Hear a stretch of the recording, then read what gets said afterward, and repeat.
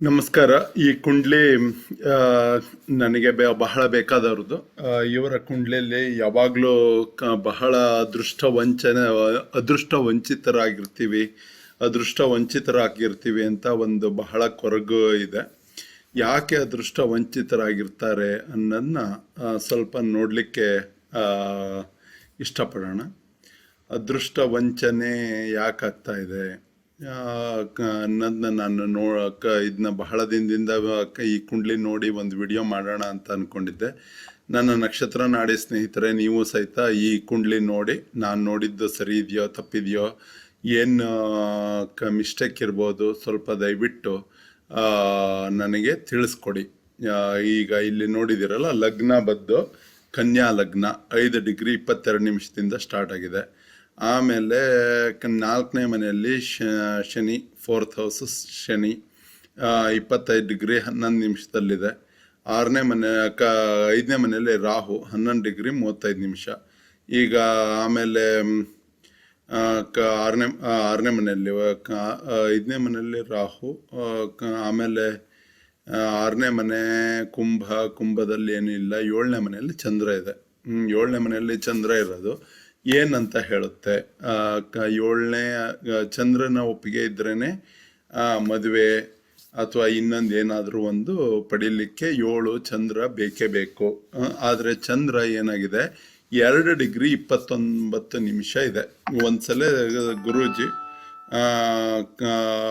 ಏನು ಮಾಡಿದ್ದಾರೆ, ಹೇಳಿರೋದೇನು, ಚಂದ್ರನೇ ಆಗಲಿ ಸೂರ್ಯನೇ ಆಗಲಿ ಚಂದ್ರನ ಡಿಗ್ರಿ ಹೆಚ್ಚಿಗೆ ಇತ್ತು ಅಂದರೆ, ಈಗ ಚಂದ್ರ ಒಂದು 25 ಡಿಗ್ರಿ ಮೇಲಿದ್ದ ಅಂದರೆ ತಾಯಿ ಪ್ರೀತಿ ಗಳಿಸ್ಲಿಕ್ಕೆ ಬಹಳ ಹೋರಾಟ ಮಾಡಬೇಕಾದ ಅವಶ್ಯಕತೆ ಇಲ್ಲ.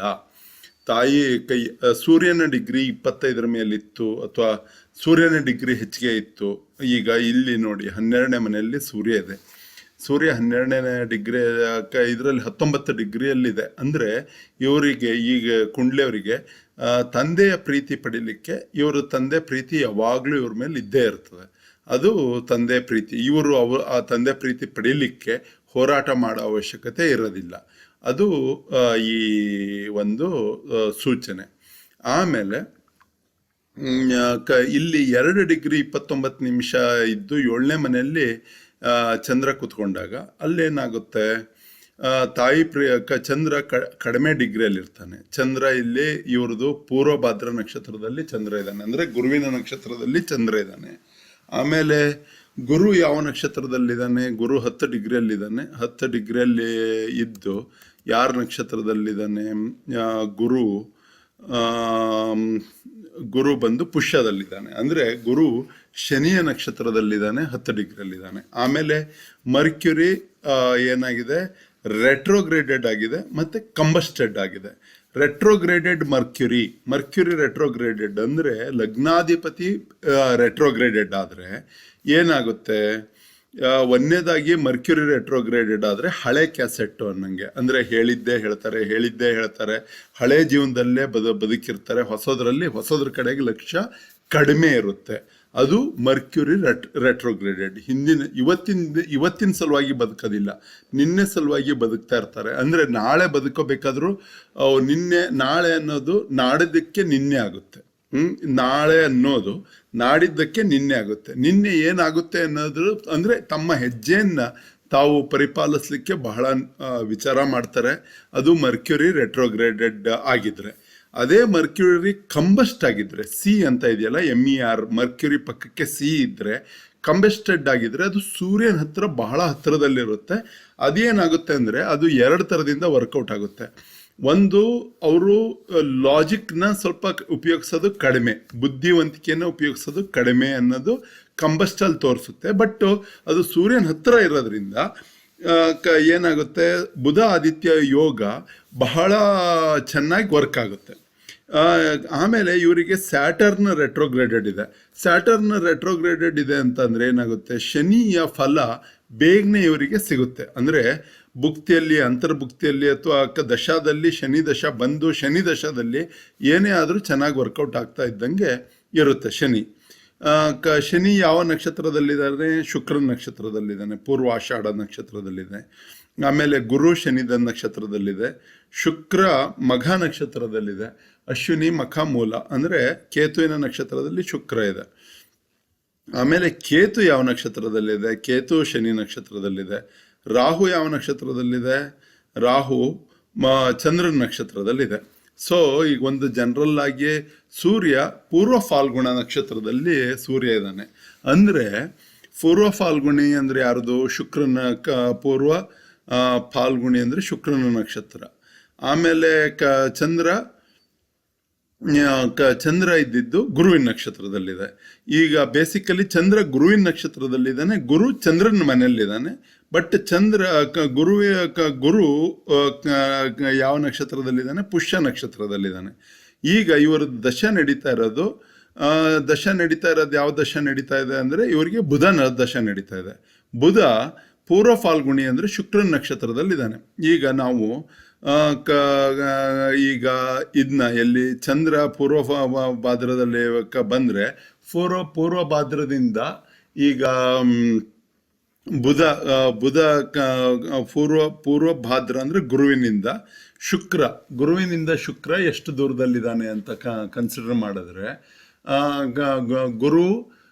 ಗುರು ಏನಾಗುತ್ತೆ? ಬೇಸಿಕಲಿ ಇದಕ್ಕೆ ಏನಂತಾರೆ? ತಾರಾಬಲ ಅಂತ ಅಂತಾರೆ. ಗುರು ಶನಿ ಬುಧ ಕೇತು ಮತ್ತು ಶುಕ್ರ. ಈಗ ಗುರು ಬಂದು ಜನ್ಮತಾರೆ, ಶನಿ ಬಂದು ಜನ್ಮತಾರೆ, ಶನಿ ಬಂದು ಸಂಪತ್ತತಾರೆ. ಇವರಿಗೆ ಶನಿ ಸಂಪತ್ತತಾರೆ ಆಗುತ್ತೆ. ಹಾಗಾಗಿ ಗುರು ದಶನೂ ಚೆನ್ನಾಗಿರುತ್ತೆ. ಆಮೇಲೆ ಶನಿ ಯಾವುದರಲ್ಲಿದೆ? ಸ್ಯಾಟರ್ನ್ ರೆಟ್ರೋಗ್ರೇಡೆಡ್ ಆಗಿ ಪೂರ್ವಾಷಾಢದಲ್ಲಿ ಇದೆ. ಪೂರ್ವಾಷಾಢ ಅಂದರೆ ಶುಕ್ರನ ನಕ್ಷತ್ರದಲ್ಲಿದೆ. ಗುರು ಜನ್ಮ, ಶನಿ ಸಂಪತ್ತು, ಆಮೇಲೆ ಬುಧ ವಿಪತ್ತು, ಆಮೇಲೆ ಕೇತು ಇದೆಯಲ್ಲ ಕೇತು ಕ್ಷೇಮ, ಆಮೇಲೆ ಶುಕ್ರ ಇದೆಯಲ್ಲ ಶುಕ್ರ ಪ್ರತ್ಯಾರಿ. ಸೊ ಶುಕ್ರನ ಯಾವುದೇ ಇದು ಆದ್ರೂ ಅದು ಪ್ರತ್ಯಾರಿ ಆದಂಗೆ ಆಗುತ್ತೆ ಶುಕ್ರ. ಸೊ ಬೇಸಿಕಲಿ ಗುರು ಪುಷ್ಯದಲ್ಲಿದ್ದಾನೆ, ಬಹಳ ಒಳ್ಳೆಯದದು. ಆಮೇಲೆ ಪ್ರತ್ಯಾರಿ ಈಗ ನಾವು ನೋಡ್ತಾ ಇದ್ದಿದ್ದು ಬುಧ ಪೂರ್ವ ಫಾಲ್ಗುಣಿಯಲ್ಲಿದ್ದಾನೆ, ಅಂದರೆ ಪ್ರತ್ಯಾರಿ ಮೀಡಿಯಮ್. ಈ 20 ವರ್ಷದ ದಶ ಇದೆಯಲ್ಲ ಇದು ಮೀಡಿಯಮ್ ಆಗಿರುತ್ತೆ. ಈ ಮೀಡಿಯಮ್ ದಶದಲ್ಲಿ ಏನು ಮಾಡಬೇಕು? ರೆಟ್ರೋಗ್ರೇಡೆಡ್ ಬುಧನ ರೆಟ್ರೋಗ್ರೇಡೆಡ್ ಇದ್ದಿದ್ದನ್ನ ಸ್ಟ್ರೇಟ್ ಫಾರ್ವರ್ಡ್ ಮಾಡಬೇಕು.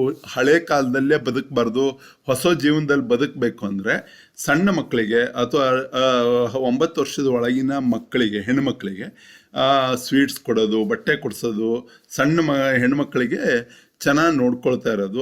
ಇವಾಗ ಅವರಿಗೆ ಉಡಿ ತುಂಬ್ತಾರಲ್ಲ, ಉಡಿ ತುಂಬದ ಅಂಥದ್ದೇನು ಮಾಡಲೇಬೇಕು ಅಂತ ಇಲ್ಲ. ಅಮೇರಿಕಾದಲ್ಲಿ ಉಡಿ ತುಂಬೋದಿಲ್ಲ, ಏನಿಲ್ಲ. But still it will be good. ಅವ್ರಿಗೆ ಗೊತ್ತಿಲ್ಲದೇನೋ ಸಣ್ಣ ಮಕ್ಕಳ ಸೇವೆಯಲ್ಲಿ ಪಾಲ್ಗೊಂಡ್ರೆ ಇವರು ಮರ್ಕ್ಯುರಿ ರೆಟ್ರೋಗ್ರೇಡೆಡ್ ಇದ್ದವರಿಗೆ ಬಹಳ ಸಹಾಯ ಆಗುತ್ತೆ. ಅದು ಮರ್ಕ್ಯುರಿ ರೆಟ್ರೋಗ್ರೇಡೆಡ್. ಆಮೇಲೆ ಇಲ್ಲೇನಾಗಿದೆ? ಈಗ ನಾವು ಇದಕ್ಕೆ ಕುಂಡ್ಲಿಗೆ ಹೋಗಿ ನೋಡೋಣ. ಬುಧನ ಎಫೆಕ್ಟ್ ಯಾಕೆ ಇವರಿಗೆ ಹೆಚ್ಚಿಗೆ ಇಲ್ಲ? ಇವರು ಓದು ಗುರುವಿನ ಎಫೆಕ್ಟ್ ಯಾಕೆ ಹೆಚ್ಚಿಗೆ ಇಲ್ಲ ಅಂತ ನೋಡೋಣ. ಗುರು ಕೇತುವಿನ ಜೊತೆಗಿದೆ. ಗುರು ಮತ್ತು ಕೇತುಗಳ ಎಷ್ಟು ಡಿಗ್ರಿ ಅಂತರದಲ್ಲಿದ್ದಾರೆ? 10 degree 11 degree. ಅಂದರೆ ಕೇತು ಗುರುವಿನನ್ನು ಆಕ್ರಮಿಸ್ಕೊಂಡಿದೆ ಅನ್ನಂಗೆ ಇದೆ. ಕೇತು ಗುರುವಿನ ಆಕ್ರಮಿಸ್ಕೊಂಡಿದೆ ಅಂತಂದ್ರೆ ಏನಾಗುತ್ತೆ? ಜ್ಞಾನಕ್ಕೆ ಗುರು ಉಚ್ಚನಾಗಿದ್ದಾನೆ. ಇವರಿಗೆ ಗುರು ಉಚ್ಚನಾಗಿ 10ನೇ ಮನೆಯಲ್ಲಿದ್ದಾನೆ. ಆದರೆ ಎಜುಕೇಷನ್ನು ಅಷ್ಟೊಂದು ಹೇಳ್ಕೊಳ್ಳಂಗೆ ಇಲ್ಲ. ಯಾಕೆ ಹಾಗಾಗಿದೆ ಅಂದರೆ ಕೇತುಗೆ 3 ದೃಷ್ಟಿ ಇದ್ದಾವೆ, 4 ದೃಷ್ಟಿ. ಒಂದು ತನ್ನ ಮನೆಯಲ್ಲಿ, ಕೇತು ಕುತ್ಕೊಂಡಿರೋ ಮನೆಯಲ್ಲಿ, ಆಮೇಲೆ 5ನೇ ಮನೆಯಲ್ಲಿ, ಆಮೇಲೆ 7ನೇ ಮನೆಯಲ್ಲಿ, ಆಮೇಲೆ 9ನೇ ಮನೆಯಲ್ಲಿ. ಕೇತು ಏನು ಮಾಡಿದ್ದಾನೆ? ಗುರುವಿನ ಜೊತೆಗೆ ಇದ್ದಾನೆ. ಆಮೇಲೆ ಈ ಕೇತು ಗುರುವಿನ ಜೊತೆಗಿದ್ದು ಇಬ್ಬರದ್ದನ್ನು ಡಿಗ್ರಿ ಅಂತರ ನೋಡಿದ್ರೆ ಬರೀ 1 ಡಿಗ್ರಿ 2 ಡಿಗ್ರಿಯಲ್ಲಿದೆ. ಯಾವಾಗಾದರೂ ಈ ಸೂರ್ಯ ಕೇತು ರಾಹು ಇವರು 5 ಡಿಗ್ರಿ ಅಥವಾ 15 ಡಿಗ್ರಿ ಒಳಗಿದ್ರೆ ಅದೇನು ಮಾಡಿಬಿಡ್ತಾರೆ? ಅಲ್ಲಿ ಇದ್ದ ಗ್ರಹಗಳ ಒಂದು ಪ್ರಭಾವವನ್ನು ಕಡಿಮೆ ಮಾಡ್ತಾರೆ. ಸೊ ಈಗ ಇವರಿಗೆ ಕೇತುನ ಹೇಗೆ ಕಡಿಮೆ ಮಾಡಿಸ್ಬೇಕು? ಕೇತುನ ಹೇಗೆ ಕಡಿಮೆ ಮಾಡಿಸ್ಬೇಕು? ಒಂದು ಕೇತುವಿನ ಕಡಿಮೆ ಮಾಡಬೇಕು, ರಾಹು ಕೇತುಗಳ ಪ್ರಭಾವ ಕಡಿಮೆ ಮಾಡಬೇಕು ಅಂದರೆ ಜನರಲಿ ಏನಿರೋದು ಸುಬ್ರಹ್ಮಣ್ಯಕ್ಕೆ ಹೋಗಿ ಬರಬೇಕು. ಸುಬ್ರಹ್ಮಣ್ಯಕ್ಕೆ ಹೋಗಿ ಬಂದರೆ ಬೇಸಿಕಲಿ ನಮ್ಮ ಗುರೂಜಿ ಹೇಳೋದೇನು, ಅಲ್ಲಿಗೆ ಹೋಗಿ ದುಡ್ಡು ಖರ್ಚು ಮಾಡಿ ಬರ್ತೀರೇ ಹೊರತು ನೀವು ನಿಮ್ಮದು ಸ್ವಂತ ದುಡ್ಡು ಮೇಲೆ ದುಡ್ಡು ಖರ್ಚು ಮಾಡ್ಕೊಂಡು ಹೋಗಿ ಬಂದಿರುತ್ತೆ. ನೀವು ನಿಮ್ಮ ಸ್ವಂತಾರೆ ಏನು ಮಾಡಿದ್ರಿ, ನಿಮ್ಮ ಅಂದರೆ 10 ದಿವಸ ಊಟ ಬಿಟ್ಟು ಆ ಊಟ ಬಿಟ್ಟಿದ್ದ ದುಡ್ಡಲ್ಲಿ ಹೋಗಿ ಖರ್ಚು ಮಾಡ್ಕೊಂಡು ಬಂದಿದ್ದೀರಾ, ಇಲ್ಲ ಅಥವಾ ನೀವು ಒಂದು 5,000 ರೂಪಾಯಿ ನಿಮ್ಮ ಕೈಯಲ್ಲಿ ಪಗಾರ ಇರುತ್ತೆ, ನೀವು 4,000 ರೂಪಾಯಿನ ಖರ್ಚು ಮಾಡಿ 1,000 ಉಳಿಸ್ಕೊಂಬಂದು, ಅಥವಾ ನೀವು ಈಗ ಕಷ್ಟಪಟ್ಟು ತೊಗೊಳ್ಬೇಕಾಗಿದ್ದ ಕೆಲವೊಂದು ಸಾಮಾನುಗಳನ್ನು ತೊಗೊಳ್ದೇನೆ ಇದನ್ನ ಮಾಡಿದ್ರು. ಏನು ಕಷ್ಟಪಟ್ಟಿದ್ದೀರಿ ನೀವು ಸುಬ್ರಹ್ಮಣ್ಯಕ್ಕೆ ಅಥವಾ ಕುಕ್ಕೆಗೆ ಹೋಗಿ ಬಂದರೆ ಏನು ಕಷ್ಟಪಟ್ಟಿದ್ದೀರಿ ಅನ್ನೋದನ್ನ ನೀವು ತಿಳ್ಕೊಬೇಕು. ನೀವು ಏನೂ ಕಷ್ಟಪಡ್ದೇನೆ ಬರೀ ಸ್ವಲ್ಪ ದುಡ್ಡು ಖರ್ಚು ಮಾಡಿಬಿಟ್ಟು ನನಗೆ ಸುಖ ಸಿಗಲಿ ಅಂತ ಅಂದರೆ ಅವನು ಕೇತುವಿನ ಪರಿಹಾರ ಸುಬ್ರಹ್ಮಣ್ಯ ಡೆಫಿನೆಟ್ಲಿ ರಾಹುಕೇತುಗಳ ಪ್ರಭಾವವನ್ನು ಕಡಿಮೆ ಮಾಡ್ತಾನೆ. ಅದಲ್ಲದೆ ನಾವೇ ಕಷ್ಟಪಟ್ಟರೆ ನಮಗೆ ಫಲ ಸಿಗೋದು. ಇದು ಕೇತು ಈ ಪರಿ ಗುರುವಿನ ಆಕ್ರಮಿಸ್ಕೊಂಡಿದೆ. ಇದರಲ್ಲಿ ಕೇತುವಿನ ದೃಷ್ಟಿ 1ನೇ ದೃಷ್ಟಿಯಿಂದ ಗುರುನ ಹಿಡ್ಕೊಂಡಿದೆ, 2ನೇ ದೃಷ್ಟಿಯಿಂದ ಚಂದ್ರನ ಹಿಡ್ಕೊಂಡಿದೆ. ಈ ಕೇತುವನ್ನು ಕಡಿಮೆ ಮಾಡಿಕೊಳ್ಳೇಬೇಕಾಗಿದ್ದು ಬಹಳ ಇಂಪಾರ್ಟೆಂಟು. ಆಮೇಲೆ ಇದರಿಂದ ಇಲ್ಲಿಂದ 7ನೇ ಮನೆ ರಾಹು, ಅದು ರಾಹು ಕೇತುಗಳದ್ದು ಯಾವಾಗಲೂ ಕಂಟಿನ್ಯೂಸ್ 7ನೇ ದೃಷ್ಟಿ ಒಬ್ಬರ ಮೇಲೆ ಒಬ್ಬರು ಇದ್ದೇ ಇರುತ್ತೆ. ಆಮೇಲೆ 8, 9 9ನೇ ದೃಷ್ಟಿ ಇಲ್ಲಿ ಇದೆ. ಇದು 9ನೇ ದೃಷ್ಟಿ ಇಲ್ಲಿ ಇರೋದ್ರಿಂದ ಏನಾಗಿರುತ್ತೆ, ಅಣ್ಣ ತಮ್ಮ ತಂಗಿಗಳ ಸ್ವಲ್ಪ ಪ್ರೀತಿ ಮತ್ತು ಅವ್ರದ್ದು ಇದು ಸ್ವಲ್ಪ ಕಡಿಮೆ ಇರುತ್ತೆ ಇವರಿಗೆ. ಯಾಕೆಂದರೆ ಇದು ಕೇತುವಿನ ಪ್ರಭಾವದಿಂದ. ಈ ಕೇತುವನ್ನು ಕಡಿಮೆ ಹೇಗೆ ಮಾಡ್ಕೋಬೇಕು ಅಂದರೆ ಬೇಸಿಕಲಿ ಎಷ್ಟೋ ಜನ ಏಕಾದಶಿ ಮಾಡೋರು ಅವರು ಇವರು ಎಲ್ಲ ಬ್ರಾಹ್ಮಣರ ಸಮುದಾಯದಲ್ಲಿ ಮತ್ತು ಇದರಲ್ಲಿ ಯಾವುದು ವೈಷ್ಣವ ಸಮುದಾಯದಲ್ಲಿ ಇದನ್ನ ಮಾಡ್ತಾರೆ. ಏನಂದರೆ ನೀವು ಕುಂಡ್ಲಿ ನೋಡ್ರಿ ಬಿಡ್ರಿ, ಈರುಳ್ಳಿ ಮತ್ತು ಬೆಳ್ಳುಳ್ಳಿನ ತಿನ್ನೋದನ್ನ ಕಮ್ಮಿ ಮಾಡ್ತಾರೆ. ಯಾಕೆ ಅಂತಂದರೆ ಈರುಳ್ಳಿ ಅಂದರೆ ಕೇತು ಮತ್ತು ಬೆಳ್ಳುಳ್ಳಿ ಅಂದರೆ ರಾಹು. ನಾನು ಬೇಸಿಕಲಿ ವೀರಶೈವ, ಮತ್ತು ವೀರಶೈವರಾಗಿದ್ದವ್ರು ಏನು ಮಾಡ್ತಾರೆ, ಅದಕ್ಕೆಲ್ಲ ನಾವು ತಲೆ ಕೆಡಿಸ್ಕೊಳ್ಳೋದಿಲ್ಲ. ರಾಹು ಕೇತು ನಮ್ಮ ಜೊತೆಗೆ ಯಾವಾಗಲೂ ಚೆನ್ನಾಗಿದ್ದೇ ಇರ್ತಾರೆ. ಶಿವನಿಗೆಲ್ಲ ನಮ್ಮದು ಶಿವನ ಬೆಂಬಲಕ್ಕಿರೋರು ಅಂತ ಹೇಳಿ ನಾವು ಈರುಳ್ಳಿ ಬೆಳ್ಳುಳ್ಳಿ ಬಗ್ಗೆ ಅಷ್ಟೊಂದು ಫೋಕಸ್ ಇರೋದಿಲ್ಲ. ಬೇಸಿಕಲಿ ಯಾವಾಗ ಈ ಕೇತು ಮತ್ತು ಕೇತು ಗುರುವಿನ ಜೊತೆಗೆ ಅಥವಾ ಎಷ್ಟೋ ಕುಂಡ್ಲಿಗಳು ಕಷ್ಟದಲ್ಲಿದ್ರೂ ಗುರುವಿನ ದೃಷ್ಟಿ ಈ ಬಿದ್ದಾಗ ಏನಾಗುತ್ತೆ, ಸ್ವಲ್ಪ ಪ್ರಾಬ್ಲಮ್ಗಳು ಕಡಿಮೆ ಆಗಿಬಿಡ್ತವೆ. ಆದರೆ ಇಲ್ಲೇನಾಗಿದೆ, ಗುರುವಿನೇ ಪವರ್ಲೆಸ್ ಮಾಡಿಬಿಟ್ಟಿದೆ ಇದು ಕೇತು. ಸೊ ನನ್ನ ಅನಿಸಿಕೆ ಫ್ರೆಂಡ್ಸ್, ನೀವು ನಂದೇನಾದ್ರು ಸ್ವಲ್ಪ ತಪ್ಪಿದ್ರೆ ನೀವು ಒಂದು ಕಮೆಂಟ್ ಮಾಡಿ. ಇದು ನಾನು ಇನ್ನೂ ಕಲಿಯೋ ಇದರಲ್ಲಿದ್ದೀನಿ. ಸರ್ವಜ್ಞ ಹೇಳಿದಾನಲ್ಲ, ಕಲಿಯೋದಂತೂ ಸಾಗರದಷ್ಟಿದೆ, ಕಲಿತವ್ರು ಯಾರು ಇಲ್ಲಿ ಅಂತ. ಎಲ್ಲದೂ ಕಲಿತು ಮುಗಿಯೋದಿಲ್ಲ. ಮತ್ತು ಗುರು ನಂದು ಉಚ್ಚ ಸ್ಥಾನದಲ್ಲಿಲ್ಲ, ಗುರು ನನಗೆ ವೃಷಭದಲ್ಲಿದ್ದಾನೆ.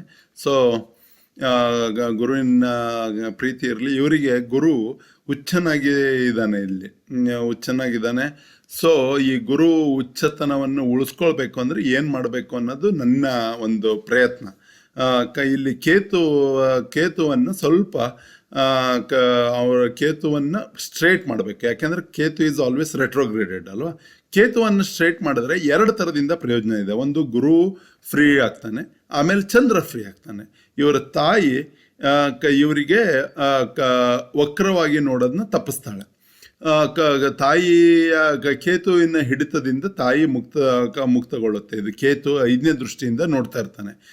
ಕೇತು 5ನೇ ದೃಷ್ಟಿಯಿಂದ ನೋಡ್ತಾ ಇರೋದಕ್ಕೆ ಇವ್ರ ತಾಯಿದು ಆಗಲಿ ಇವ್ರ ಅಣ್ಣ ತಂಗಿಂದಿರಾಗಲಿ ಈ ಕೇತುವಿನಿಂದ ಮುಕ್ತಿಗೊಳ್ಬೇಕು ಅಂತಂದರೆ ಬೇಸಿಕಲಿ ಕೇತುವಿನ ಪ್ರಭಾವ ಕಡಿಮೆ ಹೇಗೆ ಮಾಡಬೇಕು. ಒಂದು, ಈರುಳ್ಳಿ ತಿನ್ನೋದು ನಿಲ್ಲಿಸ್ಬೋದು.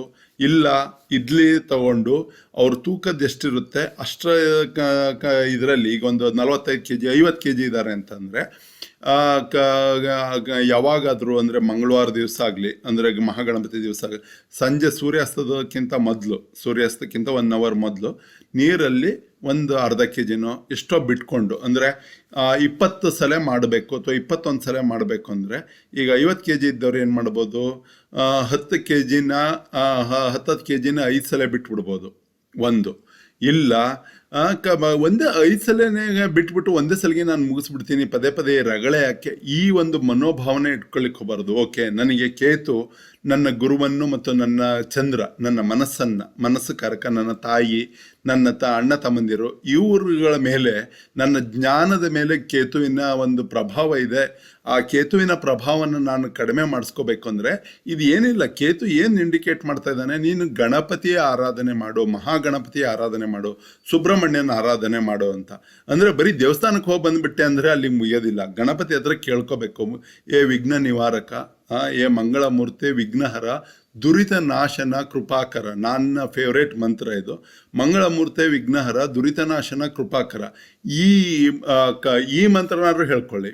ಸಿಂಪಲ್ಲು, ನಿಮಗೆ ಹೇಳ್ಕೊಳ್ಳೋಕೆ ಕಷ್ಟ ಆಗ್ತದೆಯಾ? ಕೇತು ಅಡ್ಡಿಪಡಿಸ್ತಾ ಇದ್ದಾನ.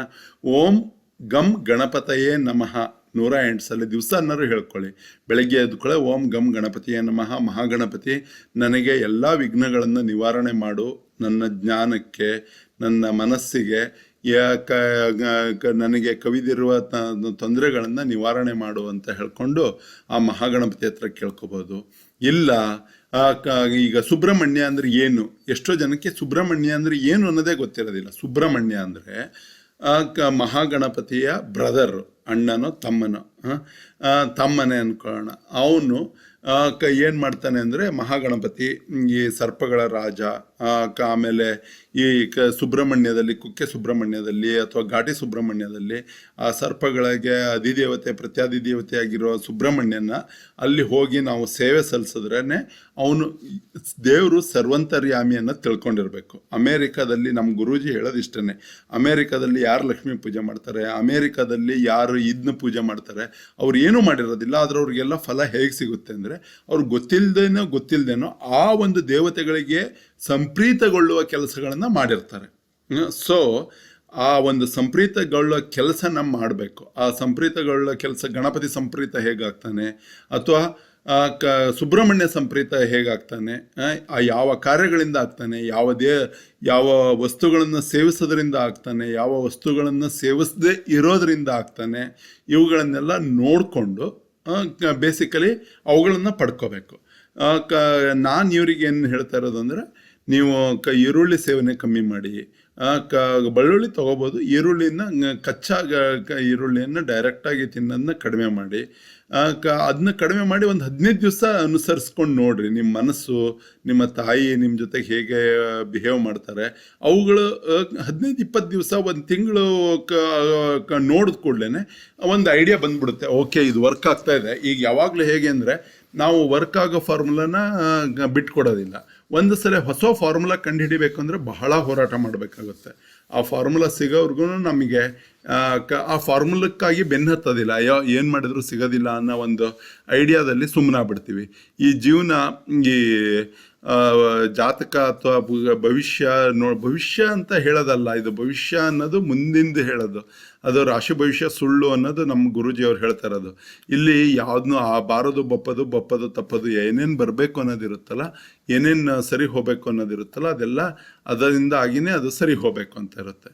ಇವ್ರದ್ದು ಬುಧ ಲಗ್ನಾಧಿಪತಿ ರೆಟ್ರೋಗ್ರೇಡೆಡ್ ಇರೋದ್ರಿಂದ 35ನೇ ವರ್ಷ ಆದಮೇಲೆ ಜೀವನ ಸುಸೂತ್ರವಾಗಿ ಸರಳವಾಗಿ ನಡ್ಕೊಂಡು ಹೋಗುತ್ತೆ.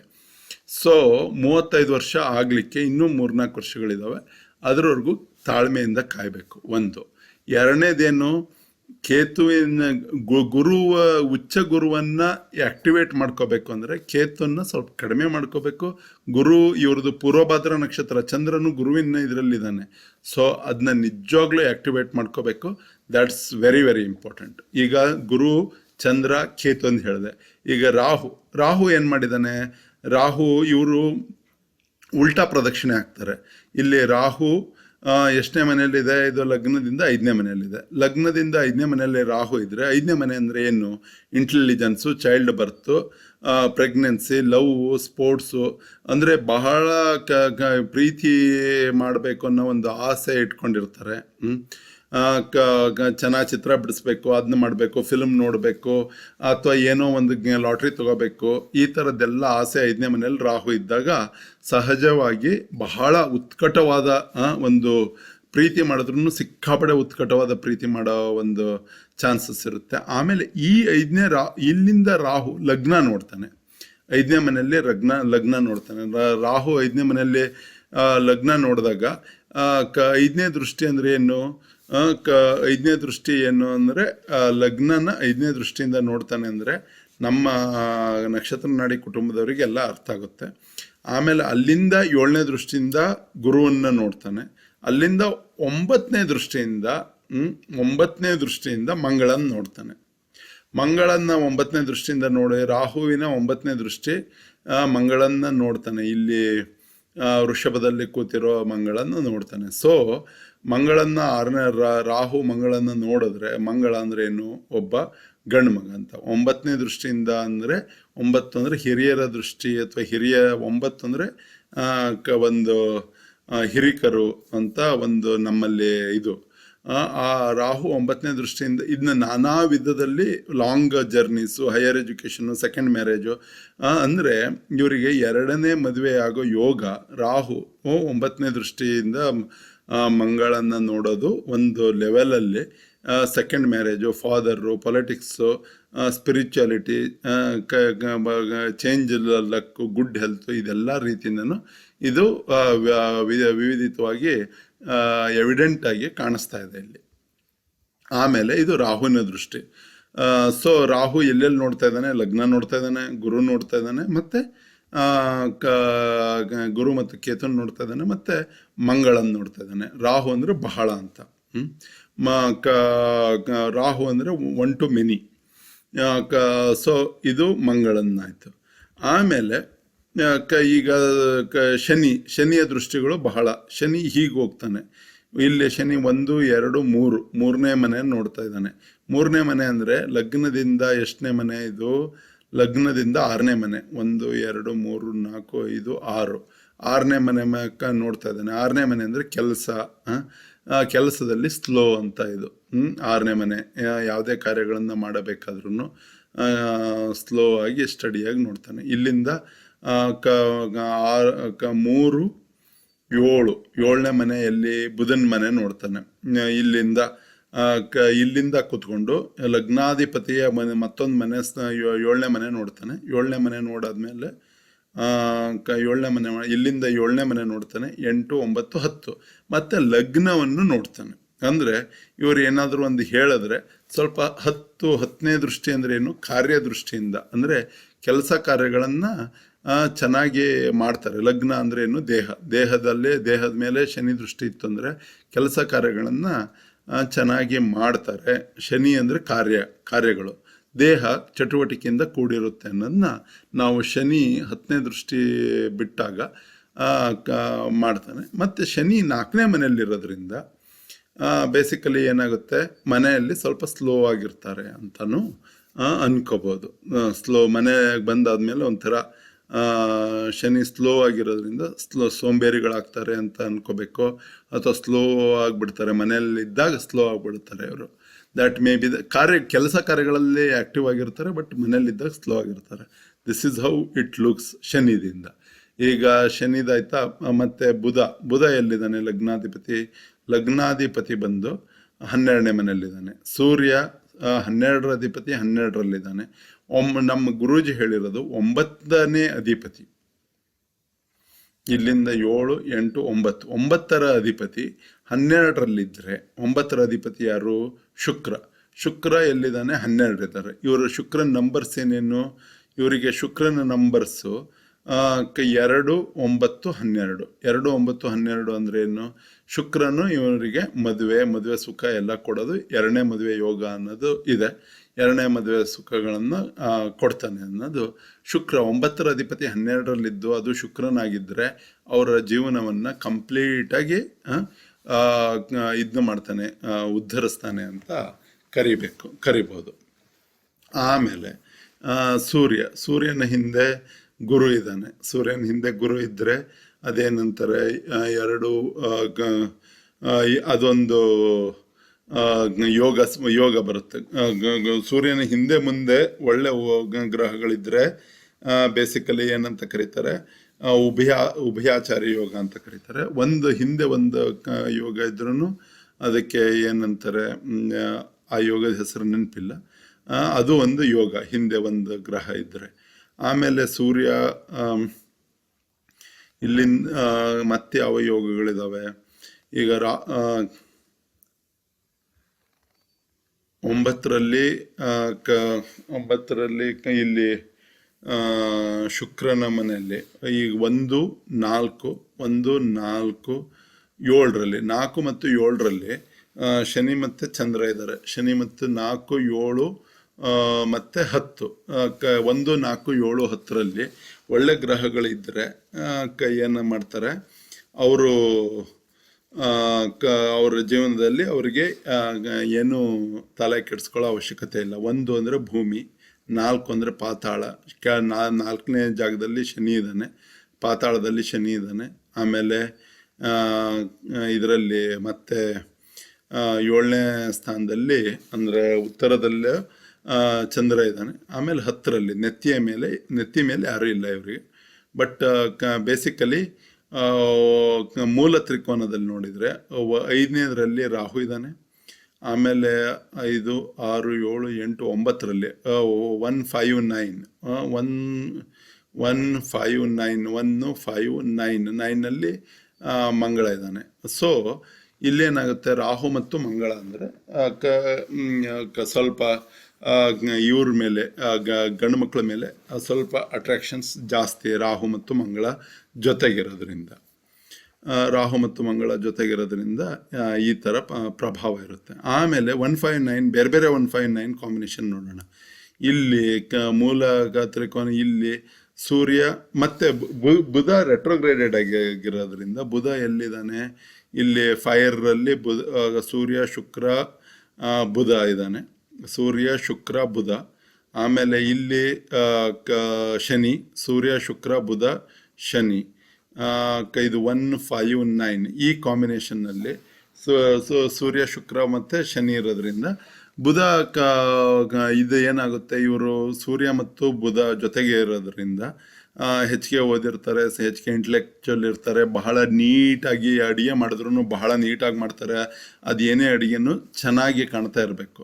ಆದರೆ ಊಟ ಮಾಡಬೇಕಾದ್ರೆ ಏನಾಗುತ್ತೆ, ಸ್ವಲ್ಪ ತಿಂದು ಹಾಗೆ ಕೈ ಬಿಟ್ಬಿಡ್ತಾರೆ. ಆಮೇಲೆ ಊಟಕ್ಕೆ ಅನೇಕ ವಿಧವಾದ ಸೈಡ್ಸ್ಗಳು ಬೇಕು. ಈ ಥರ ಒಂದು ಸೂರ್ಯ ಮತ್ತು ಬುಧ ಮತ್ತು ಶುಕ್ರ ಇವೆಲ್ಲ ಇದ್ದರೆ ಅದೇನಂತಾರಲ್ಲ, ನಮ್ಮ ಗುರೂಜಿ ಹೇಳಿರೋದೇನು, ಚಿತ್ರಾನ್ನ ಮಾಡಿಬಿಟ್ಟು ಅದ್ರ ಮೇಲೆ 2 ಮೆಣಸಿನ್ಕಾಯಿ ಇಟ್ಟು ಚೆನ್ನಾಗಿ ಕಾಣಂಗೆ ಮಾಡ್ತಾರೆ. ಅದು ರುಚಿ ಇರುತ್ತೋ ಬಿಡುತ್ತೋ ಅದು ಸೆಕೆಂಡ್ರಿ. ಆಮೇಲೆ ಬುಧ ರೆಟ್ರೋಗ್ರೇಡೆಡ್ ಆಗಿರೋದ್ರಿಂದ ಗುರು ಕೇತು ಬುಧನೂ ಇರ್ತಾನೆ. ಗುರು ಕೇತು ಬುಧ ಇದ್ದರೆ, ಕೇತು ಮತ್ತು ಬುಧ ಇದ್ದರೆ ಕೇತು ಬುಧ ಮತ್ತು ಗುರು ಮತ್ತು ಚಂದ್ರ. ಮತ್ತು ಸ್ವಲ್ಪ ಚಂದ್ರ ಹಂಗೆ ಭೃಗುನಲ್ಲಿ ಕಳ್ಳ ಮನಸ್ಸಲ್ಲಿ ಸ್ವಲ್ಪ ಕಳ್ಳತನದ ಒಂದು ಭಾವನೆ ಇರುತ್ತೆ ಅನ್ನೋದು ಆ ಲೆವೆಲಲ್ಲಿ ಹೇಳ್ತಾರೆ. ಬುಧ ಕೇತು ಚಂದ್ರ ಗುರು ಇವು 4 ಜೊತೆಗಿದ್ದು ಸ್ವಲ್ಪ ಇದು ಏನಾಗುತ್ತೆ, ಮನಸ್ಸಿನಲ್ಲಿ ಬೇಗನೆ ಬೇಜಾರು ಮೂಡಲಿಕ್ಕೆ ಕಾರಣ ಏನಂದರೆ ಕೇತು ಮತ್ತು ಚಂದ್ರ. ಬುಧ ಅಂದರೆ ಬುದ್ಧಿಯಲ್ಲೂ ಏನೋ ಒಂದು ಮಾಡಬೇಕು ಅಂತ ಬುದ್ಧಿ ಮಾಡಿರ್ತಾರೆ. ಬೇಗನೆ ಮನಸ್ಸಿನಲ್ಲೇ ಓಕೆ ಹೋಗಲಿ ಬಿಡೋ ಅನ್ನೋ ಒಂದು ಮನೋಭಾವನೆ ತಾಳ್ಕೊತಾರೆ. ಸೊ ಇದು ಭೃಗು ಲೆವೆಲ್ ಆಫ್ ಅನಾಲಿಸಿಸ್. ಇದೇ ಥರ ಎಷ್ಟೇ ಬೇಕಷ್ಟು ಅನಾಲಿಸಿಸ್ ಮಾಡ್ಬೋದು. ಬಟ್ ರೂಟ್ ಕಾಸ್ ಕಂಡುಹಿಡಿಲಿಕ್ಕೆ 360 ಡಿಗ್ರಿ ಆ್ಯಂಗಲಲ್ಲಿ ಬೇರೆ ರೀತಿಯಿಂದ ನಾನು ಪ್ರಯತ್ನ ಮಾಡ್ತಾಯಿದ್ದೀನಿ. ಈಗ ಇವ್ರದ್ದೆಲ್ಲರದು ಮಾಡಿದ್ವಿ. ಈಗ ಗುರುವಿನ ದೃಷ್ಟಿ ನೋಡೋಣ. ಗುರು ಏನಾಗಿದೆ, ರಾಹುನ ಮೇಲಿದೆ. ಗುರು ಮತ್ತು ರಾಹು, ಗುರುವಿನ ದೃಷ್ಟಿ ರಾಹು ಮೇಲೆ ಬಿದ್ದಿದೆ. ಅದಾದಮೇಲೆ ಚಂದ್ರನ ಮೇಲೆ ಬಿದ್ದಿದೆ. ಚಂದ್ರನ ಮೇಲೆ 9ನೇ ದೃಷ್ಟಿ ಬಿದ್ದಿದೆ. ಈಗ ಗುರು ಮತ್ತು ಚಂದ್ರನ ದೃಷ್ಟಿ ಬಿತ್ತು ಅಂದರೆ ಚಂದ್ರನಿಂದ 1, 4, 7, 10 1, 4, 5, 7, 10ನಲ್ಲಿದ್ರೂ ಇದು ಅಂತ ಅಂತಾರೆ, ಏನು ಗಜಕೇಸರಿ ಯೋಗ ಅಂತ ಇರುತ್ತೆ. ಆದರೆ ಗಜಕೇಸರಿ ಯೋಗ 50% ಲೆವೆಲಲ್ಲಿ ಇದು ವರ್ಕ್ ಆಗುತ್ತೆ. ಮೂಲ ಕೇಂದ್ರ ಮತ್ತು ಮೂಲ ತ್ರಿಕೋನಗಳಲ್ಲಿ ಇದು ಬಂದಿರೋದ್ರಿಂದ. ಆಮೇಲೆ ಪೂರ್ವಭದ್ರ ನಕ್ಷತ್ರದವ್ರದ್ದು ಒಂದು ಗುಣ ಏನಿರುತ್ತೆ ಅಂದರೆ, ತಾವು ಹಿಡಿದ ಹಠವನ್ನು ಪೂರ್ವಭದ್ರ ನಕ್ಷತ್ರದವರಿಗೆ ಕೊನೆ ಮೂಮೆಂಟ್ವರೆಗೂ ತಮ್ಮ ಹಠ ಸಾಧನೆ ಮಾಡೋಕ್ಕಾಗಿ ಬಹಳ ಹೋರಾಟ ಮಾಡ್ತಾರೆ. ಆಮೇಲೆ ಏನು ಮಾಡ್ತಾರೆ, ಕೈಗೆ ಅಕಸ್ಮಾತ್ ಸಿಗಲಿಲ್ಲ ಅಂದರೆ ಹೋಗಲಿ ಬಿಡೋ ಅತ್ಲಾಗೆ ನಮ್ದು ಇದರಲ್ಲಿ ಇದ್ದಿದ್ದಿಲ್ಲ ಅನ್ನೋ ಒಂದು ಭಾವನೆ ಮೂಡುತ್ತೆ. ಆಮೇಲೆ 159ನಲ್ಲಿ ಗುರು ಮತ್ತು ಚಂದ್ರ ಮತ್ತು ಕೇತು ಇರೋದ್ರಿಂದ 159. ಆಮೇಲೆ ಸ್ಯಾಟರ್ನ್ 159 ಹೇಗಾಗಿದೆ ಅಂದರೆ 4ನೇ. ಇಲ್ಲಿ ಇದರಲ್ಲಿ ಏನಂದರೆ ಪೃಥ್ವಿ ಉತ್ತರದಲ್ಲಿ ಯಾರ್ಯಾರಿದ್ದಾರೆ, ಗುರು, ಕೇತು, ಚಂದ್ರ ಮತ್ತು ಬುಧ ರೆಟ್ರೋಗ್ರೇಡೆಡ್ ಇರೋದಕ್ಕೆ. ಸೊ 1 2 ಹಾಂ, ಬೇಗನೆ ಮನಸ್ಸಿನಲ್ಲಿ ನಿರಾಸೆಯ ಭಾವನೆ ಬೇಗನೆ ಮೂಡುತ್ತೆ. ಬಟ್ ಪೂರ್ವಭದ್ರ ನಕ್ಷತ್ರದವರು ಹೋರಾಟ ಮಾಡೇ ಮಾಡ್ತಾರೆ. ಗುರು ಶನಿಯ ನಕ್ಷತ್ರದಲ್ಲಿದೆ, ಆಮೇಲೆ ಚಂದ್ರ ಗುರುವಿನ ನಕ್ಷತ್ರದಲ್ಲಿದೆ. ಸೊ ಒಂದಕ್ಕೊಂದು ರಿಲೇಟೆಡ್ ಇದೆ. ಶನಿ ಇವರಿಗೆ ಸಂಪತ್ತು ತಾರೆ. ಏನೇ ಒಂದು ಕೆಲಸ ಮಾಡಬೇಕು ಅಂತ ಅಂದಾಗೂ ಶನಿವಾರ ಮಾಡಿದ್ರೆ ಉತ್ತಮವಾಗಿ ಇರುತ್ತೆ. ಆಮೇಲೆ ಇವರು ಚಂದ್ರ ಪೂರ್ವಭದ್ರದಲ್ಲಿ ಇದೆ, ಗುರುವಿನ ನಕ್ಷತ್ರದಲ್ಲಿ ಇವರು ಹುಟ್ಟಿರೋದು. ಆಮೇಲೆ ರಾಹುನು ಇವರಿಗೆ ಪರಮ ಮಿತ್ರ ತಾರೆ. ರಾಹು ಇವರಿಗೆ ಪರಮ ಮಿತ್ರ. ರಾಹುನ ಬಗ್ಗೆ ಹೆಚ್ಚಿಗೆ ನೆಗೆಟಿವ್ ಆಗಿ ಹೋಗೋ ಅವಶ್ಯಕತೆ ಇಲ್ಲ. ಮಂಗಳ ಮಿತ್ರ ತಾರೆ. ಬೇಸಿಕಲಿ ನಾನಿದ್ದೀನಲ್ಲ, ನಾನು ಮಂಗಳದಲ್ಲಿ ಧನಿಷ್ಠ ನಕ್ಷತ್ರದಲ್ಲಿ ಹುಟ್ಟಿದ್ದೀನಿ. ನಾನು ಇವರಿಗೆ ಮಿತ್ರ ತಾರೆ ಆಗಿರ್ತೀನಿ.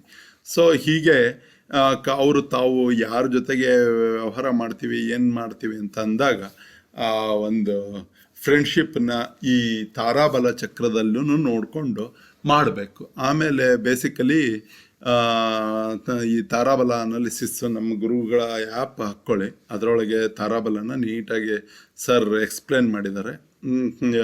ಎಲ್ಲ ನನ್ನ ಬೇರೆ ಈ ಒಂದು ವಿಡಿಯೋನ ನಾನು ಬಹಳ ದೊಡ್ಡದಾಗಿದೆ, ಸ್ವಲ್ಪ ರೂಟ್ ಕಾಸ್ ಅನಾಲಿಸಿಸ್ ಮಾಡ್ತಾ ಇದ್ದೆ. ಆಮೇಲೆ ಸೂರ್ಯ ಇವರಿಗೆ 12ನೇ ಮನೆಯಲ್ಲಿರೋದ್ರಿಂದ, ಸೂರ್ಯ 12ನೇ ಮನೆಯಲ್ಲೇ ಇರೋದ್ರಿಂದ ಸ್ವಲ್ಪ ತಂದೆ ವಿಯೋಗ ಬೇಗನೆ ಆಗಿರುತ್ತೆ ಅನ್ನೋ ಒಂದು ಸಾಧ್ಯತೆಗೆ ಬಹಳ ಜನ ನೋಡಿದವರೆಲ್ಲ ಹೇಳಿರ್ತಾರೆ. ಅದೂ ಇವರ ನಿಜ ಜೀವನದಲ್ಲಿ ಸತ್ಯ. ಬಟ್ ಅದೇನು ಮಾಡಲಿಕ್ಕೂ ಬರೋದಿಲ್ಲ. ಅದು ದೇವರು ಹೀಗಾಗಬಹುದು ಅನ್ನೋ ಒಂದು ಸೂಚನೆನ ಮೊದಲೇ ಕೊಟ್ಬಿಟ್ಟಿರ್ತಾನೆ. ಬಟ್ ಇದೆಲ್ಲದನ್ನು ನಿವಾರಣೆ ಮಾಡಲಿಕ್ಕೆ ಶಕ್ತಿ ಇರೋದು ಗುರುವಿನಲ್ಲಿ. ಆ ಗುರುವನ್ನು ಕೇತುವಿನಿಂದ ಬಂಧ ಮುಕ್ತ ಮಾಡಿಸೋದನ್ನ ಆದಷ್ಟು ಹೋರಾಟ ಮಾಡಬೇಕು. ಆಮೇಲೆ ಈಗ ಬುಧ ಏನು ಹೇಳ್ತಾನೆ, ಬುಧ 1 10 12 ಹೇಳ್ತಾ ಇದ್ದಾನೆ. 1 10 12 ಆಮೇಲೆ 2 9 11 4 5 6 ಬುಧ ಶುಕ್ರನ ನಕ್ಷತ್ರದಲ್ಲಿದೆ. ಆಮೇಲೆ 3rd ಲೆವೆಲ್ ಸಬ್ ಲಾರ್ಡ್ 4 5 6 ಶನಿ ಇದೆ. ಸೊ ಶನಿ ಅಂತೂ ಇವರಿಗೆ ಸಂಪತ್ತಾರೆ, ಸಂಪತ್ತು ಭರಿತ ಎಲ್ಲ ಕೊಡ್ತಾ ಇದ್ದಾನೆ. ಈಗ ದಶ ಯಾವ್ದು ನಡೀತಾ ಇದೆ, ಏನು ಕತೆ ನೋಡೋಣ. ಬುಧ ದಶೆ ಎಲ್ಲಿಯವರೆಗೂ ಇದೆ, 2000 ಈಗ 20 ಬುಧ ಮತ್ತು ರಾಹು 2022 ಸೆಪ್ಟೆಂಬರ್ವರೆಗೂ ಇದೆ. ಸೊ ಬುಧ ಮತ್ತು ರಾಹು ಮುಗಿದಾದ್ಮೇಲೆ ಬುಧ ಮತ್ತು ಗುರು ಸ್ಟಾರ್ಟ್ ಆಗ್ತಾ ಇದ್ದಾರೆ. ಹಾಗಾಗಿ ಎಲ್ಲರೂ ಏನಂದಿದ್ದಾರೆ, ಈ ಮುಂದಿನ ವರ್ಷ ಸೆಪ್ಟೆಂಬರ್ ಆದಮೇಲೆ ಎಲ್ಲ ರೀತಿಯಿಂದ ಒಳ್ಳೇದಾಗುತ್ತೆ, ಗುರು ಬರುತ್ತಾನೆ ಅಂತ. ಗುರು ಬರೋದೇ 2022 ಸೆಪ್ಟೆಂಬರ್ ಆದಮೇಲೆ ಇಲ್ಲಿ ಕಾಣುತ್ತಲ್ಲ. 27/9 ಅಂದರೆ ಮುಂದಿನ ವರ್ಷ ನಿಮ್ಮ ಬರ್ಡೇ ಆದಮೇಲೆ ಇದು ಬರುತ್ತೆ ಅಂತ ಇಲ್ಲಿ ಕಾಣುತ್ತೆ. ಸೊ ಬುಧ ಮತ್ತು ಗುರು ಬರ್ತಾನೆ. ಬುಧ ಮತ್ತು ಗುರು ಏನು ಒಳ್ಳೇದು ಮಾಡ್ತಾನ, ಕೆಟ್ಟದ್ದು ಮಾಡ್ತಾನ, ಫಸ್ಟ್ ತಿಳ್ಕೊಬೇಕಾಗಿರೋದು.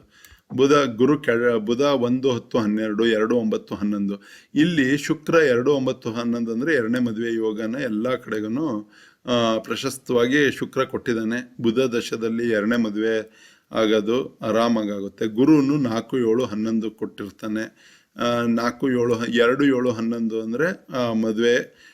4 7 11 ಗುರು 4 7 11 ಅಂದರೆ ಮನೆ ಕಡೆಗೆ ಮನೆಯವರೆಲ್ಲ ಒಪ್ಕೊಂಡು ಗುರು ಇದು ಆದಮೇಲೆ ಬರೋದು 4 7 11 ಅವಾಗ ಬರುತ್ತೆ ಅಂತ ಬೇರೆ ಎಲ್ಲ ಜ್ಯೋತಿಷಿಗಳು ಇದರಲ್ಲಿ ಮುಂದಿನ ವರ್ಷ ಸೆಪ್ಟೆಂಬರ್ ಆದಮೇಲೆ ಚೆನ್ನಾಗಾಗುತ್ತೆ. ಅವಾಗೇನೆ 2 9 11 2 7 11 ಎಲ್ಲ ಇದೆ, ಚೆನ್ನಾಗಿ ಮುಂದೆ ಇದು ಆಗುತ್ತೆ ಅಂತ ಹೇಳ್ತಾ ಇದ್ದಾರೆ. ಆದರೆ ಇದರಲ್ಲೂ 2 9 11 ಇದ್ದಾಗ ಯಾವಾಗ ಬೇಕಾದರೆ ಮದುವೆ ಆಗೋ ಸಾಧ್ಯತೆಗಳು ಇರ್ತವೆ ಬೇಸಿಕಲಿ. ಈಗ ಅಂತರ್ಭುಕ್ತಿ ಯಾವ್ದು ನಡೀತಾ ಇದೆ ನೋಡೋಣ. ಅಂತರ್ಭುಕ್ತಿ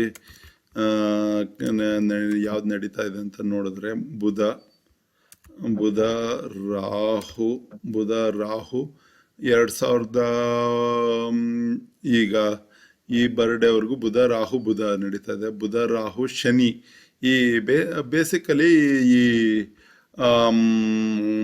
ನವೆಂಬರ್ 30ನೇ ತಾರೀಕಿಂದ 25/4/2021 4/5/6 ಶನಿ ಇದನ್ನಲ್ಲ, ಶನಿಯವರಿಗೆ ಸಂಪತ್ತು ತಾರೆ, ಶನಿ ಸಂಪತ್ತು ತಾರೆ. ಬಟ್ ಶನಿ ಅದರಲ್ಲಿದೆ, ಸ್ಯಾಟರ್ನ್ ಪೂರ್ವಾಷಾಢದಲ್ಲಿದೆ. ಅಂದರೆ ಈಗನೂ ಏನು ಬೇಕಾದರೆ ಪ್ರಯತ್ನ ಮಾಡಿದ್ರೆ ಆಗುತ್ತೆ. ಈಗ ಇನ್ನು 2-3 ತಿಂಗಳಿದೆಯಲ್ಲ, ಬಹಳ ಚೆನ್ನಾಗಿರುತ್ತೆ. ಏನು ಬೇಕಾದರೆ ಏನೇ ಹೋರಾಟ ಮಾಡಿದ್ರು it will be very good. ಆದರೆ ಶುಕ್ರ ಪ್ರತ್ಯಾರಿಯಾಗಿ ಬಂದಿರೋದ್ರಿಂದ ಈ ಒಂದು ರಿಸಲ್ಟು ಮೀಡಿಯಮ್ ಆಗಿ ಇರುತ್ತೆ. ಬೇಸಿಕಲಿ ಇದು ಈ ತೊಂದರೆಗಳನ್ನೆಲ್ಲ ನಿವಾರಿಸ್ಲಿಕ್ಕೆ ನನಗೆ ಕೇಳಿದ್ರೆ ಗುರುವನ್ನ ಫ್ರೀ ಮಾಡೋದ್ರಿಂದ, ನೀವು ಗುರುವಿನ ನಕ್ಷತ್ರದಲ್ಲಿ ಹುಟ್ಟಿರೋದ್ರಿಂದ it will be very good. So focus ಮಾಡಿ ಮಹಾಗಣಪತಿಯ ಆರಾಧನೆ ಮಾಡಿರಿ. ಓಂ ಗಂ ಗಣಪತಿಯ ನಮಃ 5 ನಿಮಿಷದಲ್ಲಿ 108 ಹೇಳ್ಬೋದು. ಬೆರಳುಗಳಲ್ಲಿ ಲೆಕ್ಕ ಮಾಡಿದ್ರು ಓಂ ಗಂ ಗಣಪತಿಯ ಈಗ ಒಂದು ರೌಂಡ್ ಆ ಕಡೆಯಿಂದ ಈ ಕಡೆಗೆ ಹೋಗ್ಬರೋದ್ರೊಳಗೆ 50 ಹತ್ರ ಹೇಳ್ಬೋದು. 2 ಸಲ ಬೆರಳುಗಳಲ್ಲಿ ಲೆಕ್ಕ ಮಾಡಿದ್ರೆ 100 ಆಗ್ಬಿಡುತ್ತೆ. ಆಮೇಲೆ 108 108 ಹೇಳ್ಬಿಟ್ರೆ ಓಂ ಗಂ ಗಣಪತಿಯ ನಮಃ ಹೇಳ್ಬೋದು. ಆಮೇಲೆ ಬೇಸಿಕಲಿ ಇಲ್ಲಾಂದರೆ ಒಂದು ಜಪಮಣಿ ಇಟ್ಕೊಂಡಿರ್ಬೋದು. ಜಪಮಣಿ ಇಟ್ಕೊಂಡು ಅದನ್ನ ಹೇಳ್ಕೊಳ್ಳೋದು ಬಹಳ ಒಳ್ಳೆಯದು. ಆಮೇಲೆ ನವಾಂಶ ನೋಡೋಣ. ನವಾಂಶದಲ್ಲಿ ಏನು ಹೇಳುತ್ತೆ, ನವಾಂಶ ಯಾಕೆ ನೋಡ್ತೀವಿ? ನವಾಂಶದಲ್ಲಿ ನಾವು ಮದುವೆ ಜೀವನ ಹೇಗಿದೆ, ಮದುವೆ ಜೀವನ ಸುಖಕರವಾಗಿದೆಯೋ ಅಥವಾ ಸುಖಕರವಾಗಿ ಇಲ್ವೋ ಅಂತ.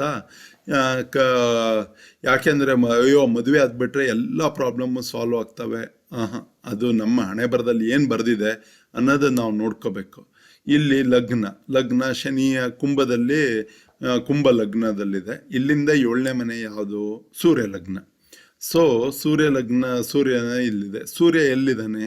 ಈತ ಬಂದು ಇಲ್ಲಿ 8ನೇ ಮನೆಯಲ್ಲಿದೆ. 7ರ ಅಧಿಪತಿ 8ರಲ್ಲಿದ್ದರೆ ಅಂದರೆ ಮದುವೆ ಜೀವನ ಸಿಕ್ಕಾಪಟ್ಟೆ ಕಷ್ಟಕರವಾಗಿದೆ ಅಂತ ಎಷ್ಟೋ ಜನ ಏನಾಗುತ್ತೆ ಅಂದರೆ 7ರ ಅಧಿಪತಿ 6ರಲ್ಲಿದ್ದರೆ ಕಷ್ಟಕರವಾಗಿರುತ್ತೆ ಅಂತ ಅನ್ಕೋಬೋದು. ಭಾಳ ಕಷ್ಟಕರ. 7ರದ್ದು 8ರಲ್ಲಿದ್ದರೆ ಮೀಡಿಯಮ್ ಕಷ್ಟ ಇಲ್ದಂಗಿರೋದಿಲ್ಲ, ಮೀಡಿಯಮ್ ಕಷ್ಟ.